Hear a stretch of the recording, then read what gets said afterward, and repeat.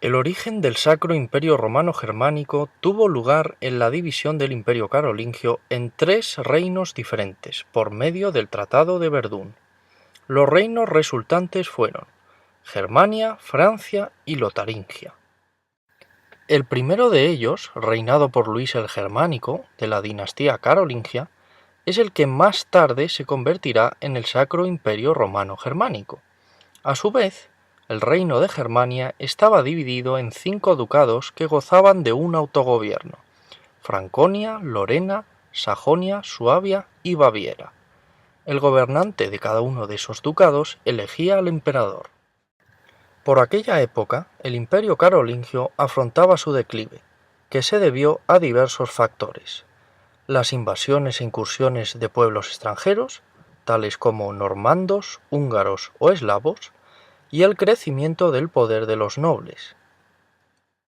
El último de los reyes carolingios fue Luis IV el Niño, y tras la muerte de éste, los nobles del reino de Germania eligieron a Enrique I de Sajonia, que reinó del 919 al 936. Este fue el primero de los duques de la dinastía sajona, que durará hasta el 1024 con la muerte de Enrique II, el último representante sajón en el Sacro Imperio Romano Germánico.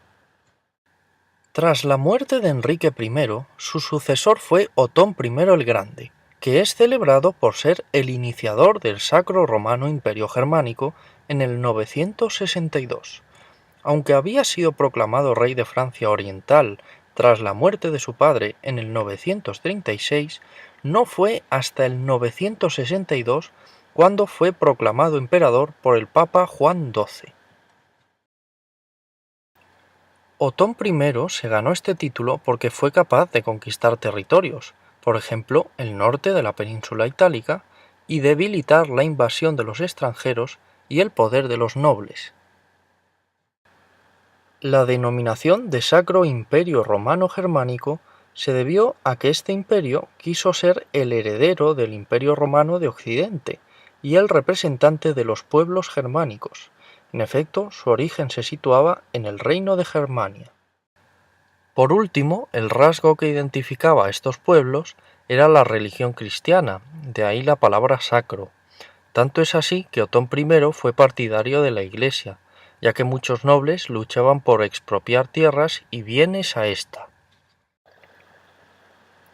Además, la Iglesia ayudaba al imperio en su gestión y en su intenso enfrentamiento contra la nobleza.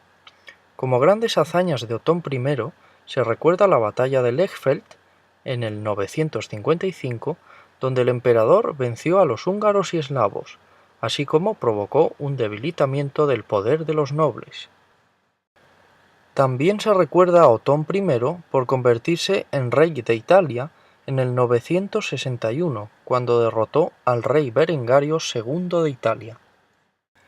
Después de la muerte de Otón I, los herederos fueron Otón II, que reinó del 967 al 983, y Otón III, que reinó del 996 al 1002.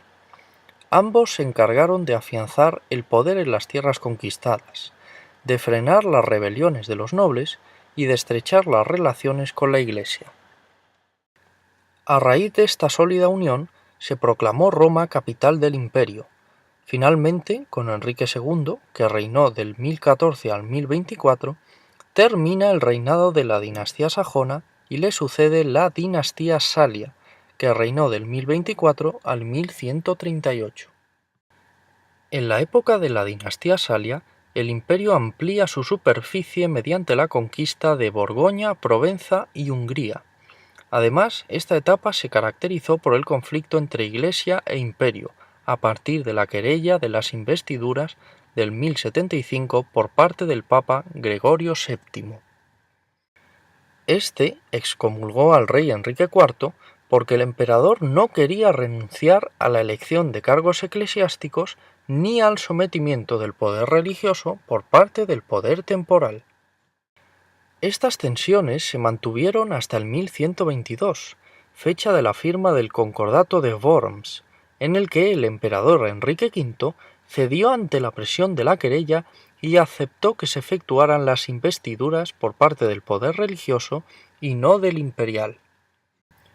En 1125 muere el último de los emperadores sálicos, Enrique V, y toma el relevo la dinastía Hohenstaufen, que reinó desde 1138 hasta 1250. A partir de 1138, la dinastía Hohenstaufen se hace cargo del imperio.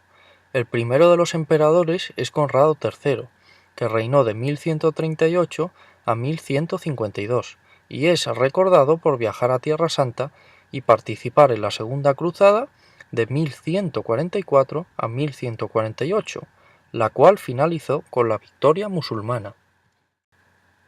Conrado murió en 1152 y Federico I Barbarroja ocupó el trono y dio inicio a la época más esplendorosa del Sacro Imperio Romano Germánico, del 1155 al 1190. Ya en la época de su antecesor, se había iniciado en el imperio y en Italia un conflicto entre dos facciones, los güelfos, partidarios de la dinastía Welf y con estos la defensa del papado, y los gibelinos, los que apoyaban a la dinastía Hohenstaufen. Para poder suavizar este clima de hostilidad, Federico decidió otorgar a su primo Enrique III el ducado de Sajonia, a fin de que pudiese afianzar su poder hacia el este del imperio. Federico Barbarroja es recordado también por ser un monarca enérgico y resuelto. Su objetivo era el de devolver al imperio la grandeza del antiguo imperio romano.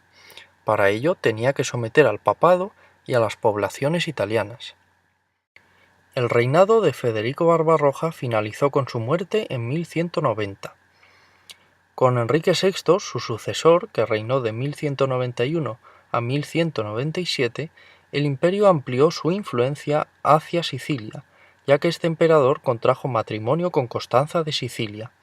Durante el reinado de Enrique, las dificultades se hicieron patentes en Italia, donde el papado y los gibelinos oponían una fuerte resistencia contra su poder. Su muerte precoz hizo que el imperio sufriera una crisis selectiva cuando éste debió afrontar la minoría de edad de su hijo Federico II, que reinaría de 1220 a 1250. Por aquel entonces, la lucha entre güelfos y gibelinos perduraba.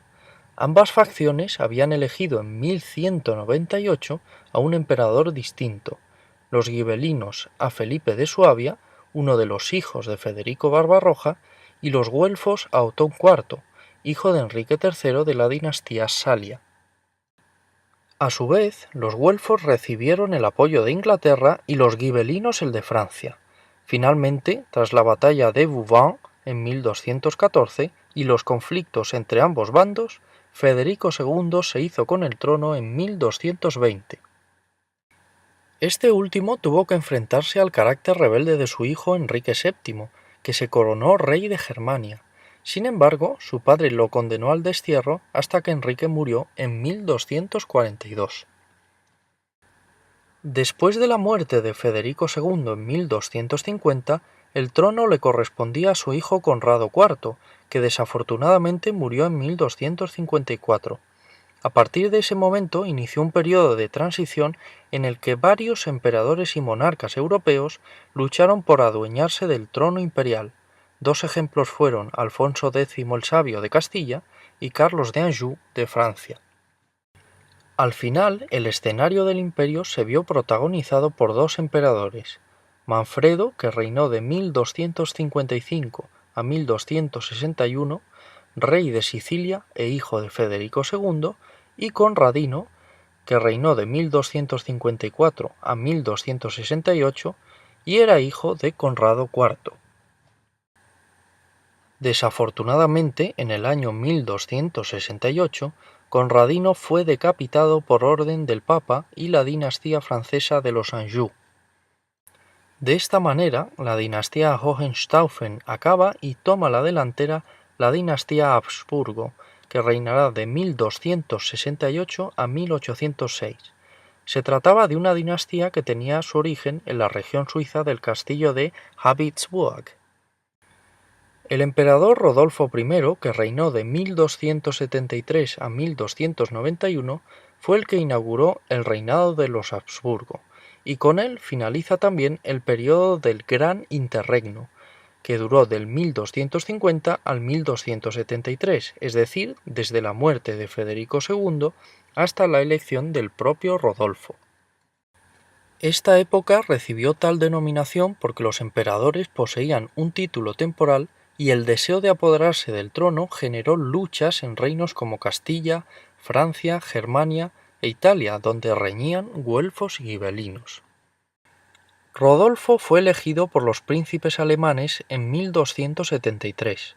Este monarca recordado por luchar contra el rey Otakar II de Bohemia, que no reconocía a Rodolfo como emperador.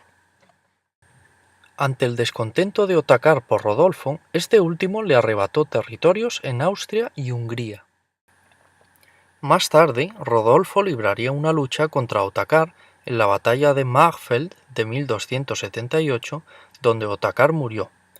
Después, Rodolfo tuvo el mérito de anexionar territorios como Estiria, Austria y Carniola.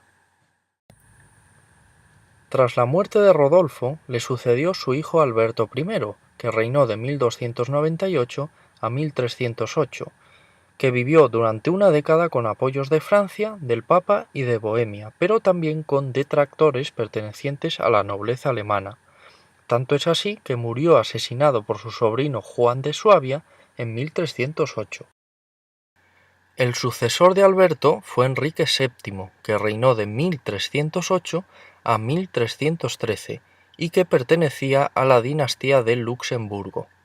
Este emperador reinó pocos años, durante los cuales se concentró en su lucha contra los territorios italianos, concretamente contra el Papa Clemente V. Enrique VII murió en 1313 y el trono imperial volvió a caer en las manos de los Habsburgo con Federico el Hermoso, que reinó de 1314 a 1330 y que fue elegido por los nobles. Era hijo de Alberto I.